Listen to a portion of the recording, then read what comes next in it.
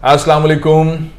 DGISI general फैज़ Hamid core commander Peshawar ही रहेंगे और general Nadeem Anjum जो कोर कमांडर कराची हैं वो DGISI होंगे।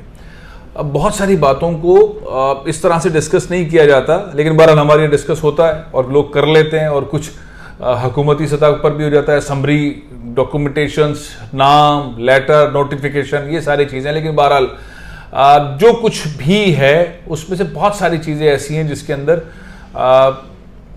हज़ारों फैसले रोज़ाना की बुनियाद पे हो रहे होते हैं हुकूमत और फ़ौज के दरमियान। और फ़ौज और ये हुकूमत पाकिस्तान की तारीख की पहली हुकूमत है जिसके दरमियान कोई भी मामला हो, understanding top of the level same रही है। और ये टेम्परेचर जो 19-20 हुआ उसमें किसकी गलती है किसकी नहीं, लेकिन बहरहाल उसको गलती कहना भी शायद ठीक ना होगा, लेकिन कुछ बयानात की वजह से वो चीज़ मार्केट में आती है, कुछ तासुरात की बुनियाद पर आती है और फिर चीज़ें कहीं से कहीं चली जाती हैं। लेकिन फैसला जो है फैसला वही है, अब डॉक्यूमेंटेशन और दीगर चीज़ों के ऊपर है, तो टेंशन नहीं। अफगानिस्तान के मामला को बड़ा फोकस और इंटरनेशनली और नेशनली जो एजेंसी जिस तरह काम करती है वैसी होगी। पिछले कई घंटों से ये गुफ्तगू चल रही है। आज ज़ाहिर बोल पर भी इसी तरह की बात की थी और उसके बाद फिर कुछ और अहम शख्सियात से गुफ्तगू हुई। हमें फ़ौज के ऊपर बात नहीं करनी चाहिए। फ़ौज एक ऐसा मुनज़्ज़म इदारा है, उसके अंदर ट्रांसफ़र, पोस्टिंग, तरक्कियाँ बहुत ज़्यादा सोच समझ कर होती हैं, बहुत ज़्यादा। और इस वक्त जो रिसेंट प्रमोशंस हैं और पोस्टिंग्स हैं, अगर आप उनको देखें स्ट्रेटेजिकली आउटस्टैंडिंग है। मतलब इंडिया की जान निकल रही है। ये हो क्या रहा है, किस तरह से आर्मी चीफ ने और वज़ीर आज़म पाकिस्तान ने सिचुएशन को चेंज किया है, किस तरह से जनरल नदीम अंजुम किस तरह से सिनेरियो अब ISI के थ्रू चेंज करेंगे। और जो विनिंग पोजीशन जनरल फैज़ हमीद ने पहुंचाई, उनकी पोजीशन पहले से ज़्यादा स्ट्रॉन्ग पेशावर कोर कमांडर की सूरत में होगी और वो किस तरह अफगानिस्तान वाले मामले में कंट्रोल रखेंगे, हिंदुस्तान को फिर घुसने नहीं देंगे वगैरह वगैरह। और जाहिर है कि अगला साल जो है वो नए आर्मी चीफ का है और जनरल फैज़ हमीद उसी सूरत में उस लिस्ट में आ सकते हैं अगर वो 12 महीने कोर करें, तो ये बहुत डिसिप्लिन वाली बात है। लेकिन इससे बड़ी खबरें, आखिरकार जहांगीर तरीन ने यह कह दिया कि हुकूमत मेरी वजह से बनी है। इमरान खान साहब के लिए जहाज उड़ा उड़ा के मैंने सीट्स बनाई और बीच में लोग शामिल थे जिन्होंने साजिशें करवाई और मुझे न सिर्फ दूर किया बल्कि मुझे बाहर ही कर दिया, गेम से बाहर कर दिया। और उन्होंने खुलकर महंगाई की चीज़ें और दीगर चीज़ें खुलकर बात कर रहे हैं। जहांगीर तरीन को देखकर अफसोस होता है। वाकई उन्होंने PTI के लिए, इमरान खान के लिए बहुत कुछ किया, लेकिन जिस तरह उन्हें मक्खन में से बाल निकालते हैं बिल्कुल उसी तरह निकाल के फेंक दिया। लेकिन उम्मीद नहीं थी वो इस तरह की गुफ्तगू फरमाएंगे, लेकिन जाहिर है जो वो कह रहे हैं कोई पाकिस्तानी उनसे डिसएग्री नहीं कर सकता। अब मामला यह है कि इमरान खान आगे क्या करेंगे और जहांगीर तरीन क्या करेंगे, और वो इस वक्त सॉल्यूशंस देना शुरू हो गए हैं किस तरह से सूरत हाल तब्दील की जा सकती है, महंगाई पर कैसे कंट्रोल पाया जा सकता है। वो अब मीडिया के थ्रू इमरान खान को बता रहे हैं सारे काम छोड़ दो, एक स्ट्रैटेजी बनाओ और महंगाई पे कंट्रोल करो। अब पहले साथ रह के करते थे, अब टेलीविजन और मीडिया और मुख्तलिफ यूट्यूब चैनल्स के थ्रू जो है वो सारी बातें कर रहे हैं कि किस तरह इमरान खान साहब महंगाई पे काबू पा सकते हैं। अब इमरान खान साहब इस पर अमल दरामद करते हैं या नहीं, लेकिन मेरा ख्याल ये है कि जो जहांगीर तरीन कह रहे हैं वो तजर्बे की बात है और इमरान खान साहब को करनी चाहिए। अब तीसरा मामला, वो जो ज़्यादा अहम और सीरियस मामला है, पाकिस्तान पीपल्स पार्टी के वो वजीर जो कि जब भी बात करते हैं उनकी वो बात पूरी नहीं होती।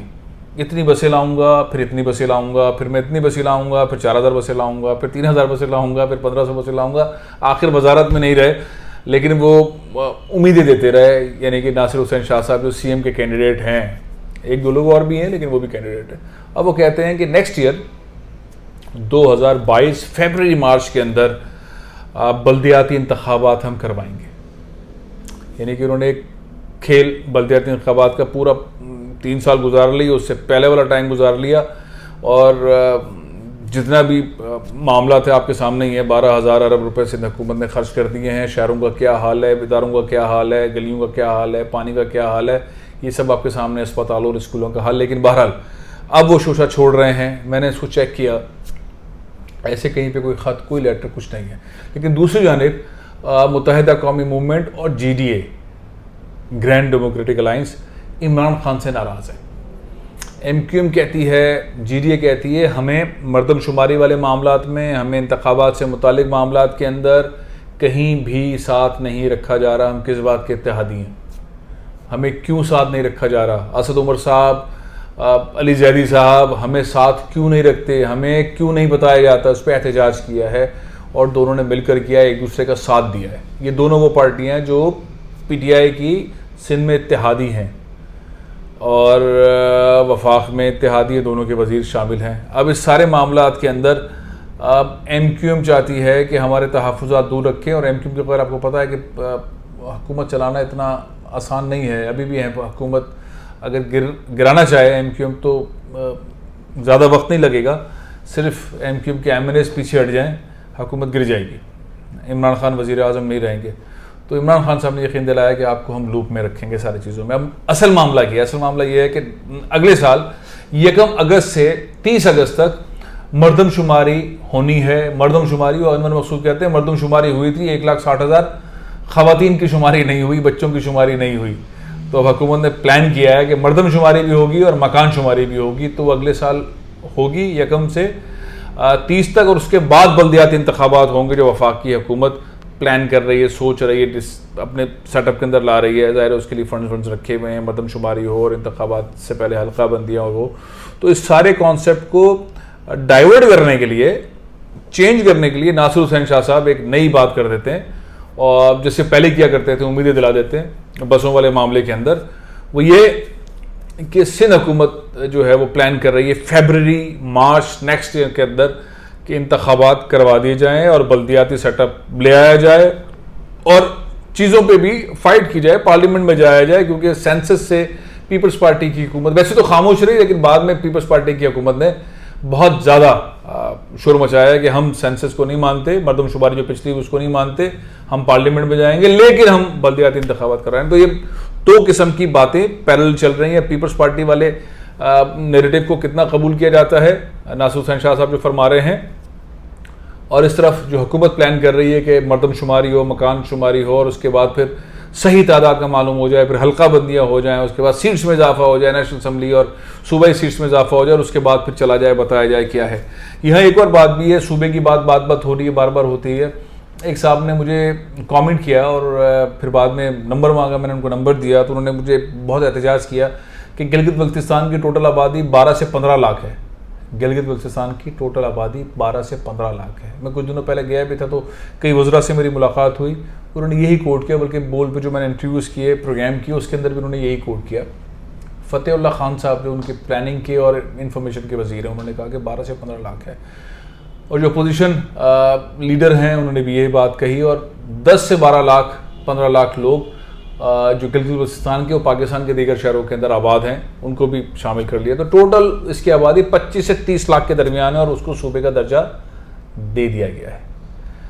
तो सूबे का दर्जा जब ऐसे छोटे से इलाके को दे दिया है, तो वाई नॉट, और सूबे क्यों ना बने। ये डिबेट कर रहे थे, मुझसे बहस कर रहे थे, मैंने कहा जी बिल्कुल बनने चाहिए। सारे सूबों के अंदर डिबेट होनी चाहिए, सियासी जमातों के साथ होनी चाहिए, लॉजिक की बात होनी चाहिए, जज्बातियत को दूर होना चाहिए, लोगों की आसानी के लिए एडमिनिस्ट्रेटिव यूनिट्स होने चाहिए। लेकिन कोई अगर नाराज़ है तो उसे कायल करना चाहिए, किसी की नाराज़गी से कोई काम ना किया जाए। ऑर्डिनेंस की सूरत के अंदर खुदा रहा कोई सूबा बनाने की कोशिश न की जानी चाहिए पाकिस्तान की किसी भी जगह पे। लेकिन बहरहाल सबसे बड़ी बात कि जो कंट्रोवर्सी क्रिएट करने की कोशिश की गई, जो नो गो एरिया होना चाहिए कि दिफाई मामलात के अंदर कमेंट ना हो, रिलीजियस मामलात के अंदर कमेंट ना हो, बाकी महंगाई पे बात करें, परफॉर्मेंस पे बात करें इमरान खान साहब की, सारे चीज़ों के ऊपर बात होनी चाहिए। लेकिन बहुत सारी ऐसी चीज़ें जो पाकिस्तान का मजबूत तरीन इदारा है वो फौज है, उसके अंदर जो चीज़ें हो रही हैं उनका एक सिस्टम है, एक नज़्म ज़ब्त है, उस डिसिप्लिन के साथ होती हैं। उसके ऊपर अच्छा नहीं लगता कि बहुत अजीब से लोग अजीब व गरीब किस्म के कमेंट कर रहे होते हैं। अब DGI की पोस्टिंग के ऊपर भी अगर कमेंट करेंगे, वो मैं कहता हूँ ना कि पाकिस्तान के 22 करोड़ आवाम है, उसमें से 15 करोड़ जो हैं वो खुद साख्ता दानिश्वर हैं, और कोई ना कोई कमेंट करते हैं, और ऐसा कमेंट करते हैं तो लॉजिक के साथ नहीं होता, और 2 दिन के बाद भूल भी जाते हैं। प्रोग्राम ये ख़त्म कर रहा हूँ, कल फिर हाजिर होऊंगा, इजाज़त दीजिए। भूलिएगा नहीं। इजाज़त दीजिए, अल्लाह हाफिज़।